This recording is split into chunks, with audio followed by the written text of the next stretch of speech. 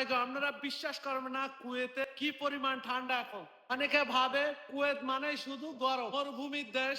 শীতকাল আসলে কুয়েত কিন্তু অন্য রূপে সাজে। ভোরবেলা রাত্রে ঠান্ডা বাতাস আপনাদের বোঝানো যাবে না কি পরিমাণ ঠান্ডা আর বাতাস। শীতকালে তাপমাত্রা 5 থেকে 10 ডিগ্রির ভিতরে আছে, প্রচন্ড ঠান্ডা আর বাতাস। আমি এখন দাঁড়ায় আছি ওভার ব্রিজের উপরে, এখানে তো প্রচন্ড ঠান্ডা, এটা আপনারা এখানে না আসলে অনুভব করতে পারবেন না। এটা হলো সবাই মনে করে মরুভূমির দেশ, প্রচন্ড গরম, কিন্তু না।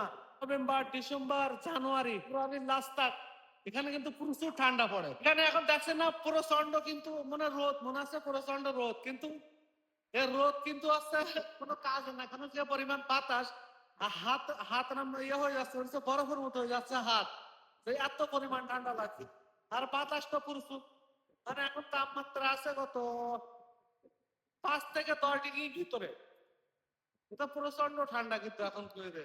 মানুষ মনে করে কি জানেন, কেন হাওয়াটা দেখেন, হাওয়া হচ্ছে প্রচুর, এরকম হাওয়া শীতকালে সবসময় হইতেই থাকে কুয়েতে। কিন্তু সবকিছু মিলিয়ে কিন্তু দারুণ একটা অনুভূতি কুয়েতে।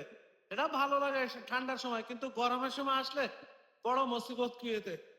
গরমে তো বাইরে বারান যায় নাকি এসি ছাড়া, আর ঠান্ডার সময় তো জ্যাকেট ট্যাকেট পরে বাইরে বারান যায়, এটা তো এরা একটা সুবিধাজনক। আর এই ঠান্ডার ভিতরে প্রবাসীদের সংগ্রাম শুরু হয় ডিউটির সময় সকালবেলা। এখানে তো নর্মালি ডিউটি 4টা 5টা থেকে শুরু হয়, কিন্তু এই সংগ্রামের মাঝে শীতের মাঝেও লুকিয়ে থাকে কুয়েতে একটা অন্যরকম অনুভূতি। ভালো লাগে, কিন্তু কষ্ট হয়, কিছু করার নাই। কেউ হয়তো বললে বিশ্বাস করবে না, দেখেন হাত হাত দেখছেন নি, হাত বরফের মতো হয়ে যাচ্ছে ঠান্ডায়। কিন্তু এখন যাইতেছি ডিউটি, তারপরে এখন তো বাজ হলো 9টা প্রায়, তার জন্য একটু শীত কমছে। আর সকালবেলা হলে আরো প্রচন্ড ঠান্ডা। কে কোথায় থাকেন, কোন দেশে থাকেন, অবশ্যই কমেন্ট করে জানাবেন কিরকম শীত পড়ছে। কুয়েতে এখন তো মোটামুটি ভালোই শীত পড়ছে। তা ভিডিওটা যদি ভালো লেগে থাকে অবশ্যই লাইক শেয়ার কমেন্ট করবেন। এখানে সমাপ্ত করছি। সালাম আলাইকুম।